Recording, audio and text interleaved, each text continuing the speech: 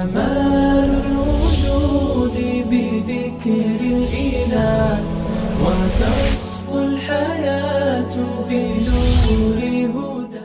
بسم اللہ الرحمن الرحیم. آج میں آپ کے سامنے 20ویں پارے کا خلاصہ اور تفسیر پیش کروں گا. 20ویں پارہ سورہ نمل کا اس میں اختتام ہو رہا ہے. اعوذ باللہ من الشیطان الرجیم. بسم اللہ الرحمن الرحیم. امن خلق السماوات والارض وانزل لکم من السماء ماء. اس پارے کی ابتدا میں اللہ تعالیٰ نے اپنا مقابلہ معبودان باطلہ سے کیا ہے کہ بھلا وہ ذات جس نے آسمانوں اور زمینوں کو پیدا کیا اور آسمان سے پانی برسایا، فَأَنبَتْنَا بِهِ حَدَائِقَ ذَاتَ بَہْجَةٍ، ایسے خوشنما باغات اس نے پیدا کر دیے، تو کیا الہ مع اللہ، کیا اس جیسا کوئی دوسرا معبود ہو سکتا ہے؟ کیا اس کے ساتھ کوئی دوسرا معبود ہو سکتا ہے؟ بل ہم قوم یعدلون، فرمایا یہ لوگ ہیں ظلم کرنے والے اور اللہ کے ساتھ دوسروں کو شریک کرنے والے. امن جعل الارض قرارا وجعل خلالها انہارا، بھلا جس نے زمین کو جائے قرار بنا دیا اور اس میں چشمے اور نہریں جاری کر دیں. وجعل بین البحرین حاجزا، اور سمندروں کے درمیان پردے حائل کر دیے اس نے. الہ مع اللہ، کوئی ایسی ذات کے ساتھ کوئی دوسرا معبود ہو سکتا ہے؟ فرمایا بل ہم قوم قلیلا ما تذکرون، کہ بل اکثرهم لا یعلمون، ان میں سے اکثر لوگ نہیں جانتے. اور جو ذات تمہیں ستاروں کے ذریعے اندھیروں میں راستہ دکھاتی ہے اور ستاروں کے ذریعے تم سیدھے راستے کی سمت طے کرتے ہو، تو یہ سب کام اس ذات نے کیے ہیں، تو کیا اس کے ساتھ کوئی دوسرا خدا ہو سکتا ہے؟ اور وہ ذات جو تمہیں رزق دیتی ہے آسمان سے، اور یبدأ الخلق ثم یعیدہ، جس نے تمہیں پہلی مرتبہ پیدا کیا اور وہ دوبارہ قیامت کے دن تمہیں پیدا کرے گا، تو ایسے طاقتور ذات کے ساتھ کوئی دوسرا شریک ہو سکتا ہے؟ قل ہاتوا برہانکم ان کنتم صادقین، لاؤ اپنی کوئی دلیل اس دعوے پر اگر تم اپنے دعوے میں سچے ہو.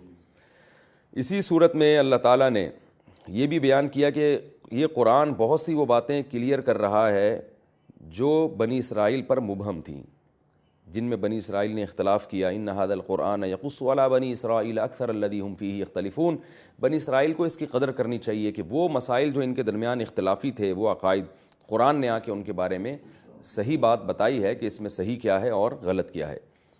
اس صورت میں کہ آخر میں اللہ نے قیامت کی ہولناکیوں کا بھی تذکرہ کیا. یوم ینفخ فی الصور ففزع من فی السماوات ومن فی الارض، جو کچھ زمین میں اور جو کچھ آسمان میں مخلوق وہ سب بے ہوش ہو جائیں گی. وتر الجبال تحسبها جامدہ، تم ان پہاڑوں کو سمجھتے ہو کبھی اپنی جگہ سے ہلیں گے نہیں، لیکن یہ روئی کے گالوں کی طرح اور یہ بادلوں کی طرح ہواؤں میں اڑ رہے ہوں گے. اور صورت کے اختتام میں نبی کو حکم دیا گیا کہ آپ یہ بتا دیں کہ تم ایمان لاؤ یا نہ لاؤ. انما امرت ان اعبد رب هذه البلدۃ الذی حرمها، میں تو اس حرمت والے رب کے، حرمت والے شہر کے یعنی مکہ کے جو رب ہے اس کی عبادت کروں گا. وان اتلو القرآن، تمہیں قرآن اچھا لگے یا نہ لگے، میں بہرحال قرآن پڑھ کے تم کو سناتا رہوں گا اور اللہ کے احکام تمہیں بتاتا رہوں گا. لہذا جس کا دل چاہے ایمان لائے اور ہدایت قبول کرے، اور جس کا دل چاہے وہ گمراہی کے راستے پر چلے. اس کے بعد سورہ قصص ہے. سورہ قصص واقعہ کو کہتے ہیں. اس میں اللہ تعالیٰ نے حضرت موسیٰ علیہ السلام کا بالکل ابتدا سے واقعہ بڑے دلچسپ الفاظ کے ساتھ یعنی دلچسپ کلام کے ساتھ بیان کیا ہے. فرمایا کہ نتلو علیک من نبأ موسیٰ وفرعون بالحق، آؤ ہم تم کو موسیٰ اور فرعون کا واقعہ سناتے ہیں. فرعون نے زمین میں سرکشی کی تھی اور بچوں کو قتل کرنا شروع کر دیا، عورتوں کو زندہ باقی رکھتا تھا اور بڑا زبردست فسادی تھا. ہم نے ارادہ کر لیا کہ زمین میں جو کمزور ترین قوم ہے ہم اس کو زمین کی خلافت دے دیں، زمین کی حکومت دے دیں. جب ہم نے یہ ارادہ کیا تو اس کے لیے ہم نے تدبیر کیا کی. اوحینا الی ام موسیٰ ان ارضعیہ، ہم نے موسیٰ کی ماں کے دل میں یہ الہام کیا، وحی کی کہ اپنے بچے کو دودھ پلاتی رہے. فاذا خفتی علیہ فالقیہ فی الیم ولا تخافی ولا تحزنی، جب ڈر ہو کہ فرعون کے درباری آ کے اس کو قتل کر دیں گے تو اس کو موجوں کے حوالے کر دینا. اللہ فرماتے ہیں کہ فالتقطہ آل فرعون، وہ صندوق چلتے چلتے فرعون کے محل کے قریب سے گزرا، فرعونیوں نے اس کو اٹھایا. قالت امرأۃ فرعون لا تقتلوہ، فرعون کی بیوی کہتی ہے اس بچے کو قتل مت کرو. عسیٰ ان ینفعنا، ہم اس کو یا تو گھر میں ملازم رکھ لیں گے، او نتخذہ ولدا، یا اپنا بیٹا بنا لیں گے، منہ بولا بیٹا بنا لیں گے. ادھر موسیٰ علیہ السلام کی جو ماں تھیں وہ پریشان تھی کہ میرا بچہ کہاں گیا. اصبح فؤاد ام موسیٰ فارغا، فرمایا دل صبر سے فارغ ہو چکا تھا لیکن ہم نے ان کے دل کو مضبوطی سے تھام لیا اور ہم نے ان کو بتا دیا تھا پہلے کہ ہم اس بچے کو آپ کے پاس آپ کی گود میں لوٹا کے چھوڑیں گے. قالت لاختہ قصیہ، موسیٰ کی ماں نے اپنی بیٹی سے کہا تھا کہ اس بچے کی اپنے بھائی پر نظر رکھنا. وہ محل تک پہنچی صندوق کے ساتھ ساتھ. حرمنا علیہ المراضع، حضرت موسیٰ علیہ السلام پر اللہ نے کسی بھی عورت کے دودھ کو حرام کر دیا. وہ بچہ دودھ نہیں پیتا تھا تو ان کی بہن نے کہا کہ میں تمہیں ایک ایسی عورت کا پتہ بتاتی ہوں جو جس کا دودھ یہ فوراً پیے گا. اس طرح سے اللہ تعالیٰ فرماتے ہیں ہم نے موسیٰ علیہ السلام کو ان کی ماں کی گود تک دوبارہ پہنچا دیا تاکہ ان کو یقین آ جائے کہ اللہ تعالیٰ کا وعدہ سچا ہے. ولا تحزن، اور وہ غمزدہ نہ ہو. جب موسیٰ علیہ السلام جوانی کو پہنچتے ہیں، قرآن کہتا ہے کہ شہر میں چلتے چلے جا رہے ہیں تو ان کو نظر آئے کہ ایک قبطی کا ایک فرعونی سے مقابلہ ہو رہا ہے. موسیٰ علیہ السلام نے لڑائی چھڑوانے کے لیے فرعونی کو مکہ مارا. وہ مکہ اتنا طاقتور ثابت ہوا کہ وہ فرعون کا وہ جو شخص تھا وہ ہلاک ہی ہو گیا. موسیٰ علیہ السلام پریشان ہوئے، اگلے دن چھپتے پھر رہے ہیں کہ کسی کو پتہ نہ چلے. دوبارہ دیکھا کہ وہی لڑائی کر رہا ہے، وہی کل جو بندہ لڑ رہا تھا. تو موسیٰ علیہ السلام گئے چھڑوانے کے لیے تو اس نے یہ اعلان کر دیا کہ آپ نے کل بندہ قتل کیا تو کہیں مجھے تو نہیں مارنا چاہتے آپ. جب یہ خبر پھیلی ہے تو فرعونیوں نے موسیٰ علیہ السلام کے قتل کا ارادہ کیا. کسی شخص نے آ کے مخبری کی موسیٰ علیہ السلام کو، اور بالآخر موسیٰ علیہ السلام مدین چلے گئے یہ مصر چھوڑ کے. جب وہاں گئے ہیں تو دو بچیاں لڑکیاں نظر آئیں جو بیچاری دور کھڑی ہوئی تھیں. ان کو موسیٰ علیہ السلام نے پانی پلایا. وہ بچیاں گھر جا کے والد سے کہتی ہیں کہ ایک نیک شریف شخص ہے جس نے ہماری مدد کی. تو ان کے والد بلاتے ہیں ان بچیوں کو، حضرت موسیٰ علیہ السلام کو، اور کہتے ہیں کہ میں اپنی دو بیٹیوں میں سے ایک بیٹی کا تم سے نکاح کرنا چاہتا ہوں اس شرط کے ساتھ کہ تم 10 سال بکریاں چراؤ. موسیٰ علیہ السلام یہ ایگریمنٹ کرتے ہیں اور پھر نکاح کر کے 10 سال کے بعد موسیٰ علیہ السلام واپس آ رہے ہوتے ہیں. کوہ طور میں آگ محسوس ہوتی ہے. موسیٰ علیہ السلام وہاں جاتے ہیں. اللہ تعالیٰ آپ سے ہم کلام ہو کر آپ کو نبوت عطا کرتے ہیں اور فرعون کے پاس جانے کا حکم دیتے ہیں. پھر وہ پورا واقعہ ہے کہ فرعون کے پاس آنے کے بعد کیسے فرعون نے آپ پر کو انکار کیا اور معجزوں کا بھی انکار کیا اور طعنے دینا شروع کر دیے کہ تم نے تو قتل کیا ہے. اور بالآخر اللہ تعالیٰ نے حضرت موسیٰ علیہ السلام کو غلبہ عطا فرمایا. اللہ تعالیٰ فرماتے ہیں کہ یہی کلام جب جو موسیٰ علیہ السلام پر آیا تھا محمد صلی اللہ علیہ وسلم پر بھی اسی جیسا کلام نازل ہوا. اور جیسے ان لوگوں نے موسیٰ علیہ السلام کی تکذیب کی تھی یہ نبی صلی اللہ علیہ وسلم کی بھی اسی طرح تکذیب کر رہے ہیں. آپ صلی اللہ علیہ وسلم کا انکار کر رہے ہیں. فلما جاءهم الحق من عندنا قالوا لولا اوتی مثل ما اوتی موسیٰ من قبل. یہ کہتے ہیں کہ ان کو وہ معجزات کیوں نہیں دیے جا رہے جو موسیٰ علیہ السلام کو معجزے دیے گئے تھے. تو اللہ تعالیٰ نے فرمایا کہ جب موسیٰ کو معجزے دیے گئے تھے تو بھی تو تم نے انکار کیا تھا. تو معجزے کسی بھی نبی کو ضروری نہیں کہ اللہ تعالیٰ ایک ہی جیسے دیں. نبی صلی اللہ علیہ وسلم کو الگ معجزے دیے، موسیٰ علیہ السلام کو الگ دیے، حضرت عیسیٰ ابن مریم کو اللہ تعالیٰ نے الگ معجزے دیے. تو یہ ایک ضد اور ہٹ دھرمی والا سوال ہے کہ جو ان کو ملا وہی معجزہ ان کو ملنا چاہیے.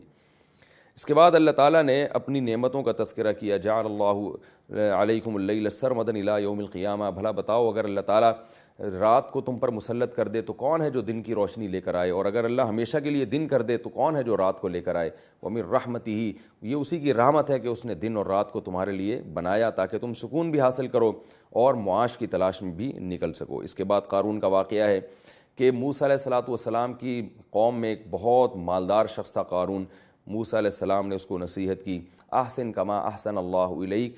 بھئی جیسے اللہ نے تجھ پر اتنے انعامات کیے ہیں، احسان کیا، تو اللہ کی مخلوق کا بھی خیال کر. ولا تبغ الفساد فی الارض، اور اس مال کے ذریعے تو معاشرے میں خیر کو پھیلانے کی کوشش کر، اس مال کے ذریعے معاشرے میں شر نہ پھیلا. تو قارون پر ان کی اس نصیحت کا عمل اثر نہیں ہوا اور کیا کہتا ہے انما اوتیتہ علی علم عندی، یہ تو میں نے اپنے کمال سے اور فن سے کمایا، اللہ کا تھوڑی احسان ہے، یہ تو میرا اپنا کمال ہے یہ. تو ایک دن کیا ہوا ہے کہ حدیث میں یہ تذکرہ ہے، قرآن میں اجمالی ہے، حدیث میں آتا ہے کہ قارون جب موسیٰ علیہ السلام کی نصیحتوں سے پریشان ہو گیا تو اس نے ایک عورت کو پیسے دے کے خریدا اور کہا کہ موسیٰ علیہ السلام پر معاذ اللہ معاذ اللہ معاذ اللہ زنا اور بدکاری کی تہمت لگا دو. مجمع جمع ہوا، اس عورت کو بہت پیسے دیے قارون نے، لیکن وہ عورت جب موسیٰ علیہ السلام پر تہمت لگانے لگی تو ڈر گئی کہ اللہ کے نبی ہیں، کہیں ایسا نہ ہو کہ مجھ پر عذاب آ جائے. تو وہ زبان رک گئی اس کی، اور پھر موسیٰ علیہ السلام نے پوچھا کیا بات ہے، تو اس نے پورا واقعہ بتا دیا کہ قارون نے مجھے کہا تھا کہ میں آپ پر تہمت لگاؤں.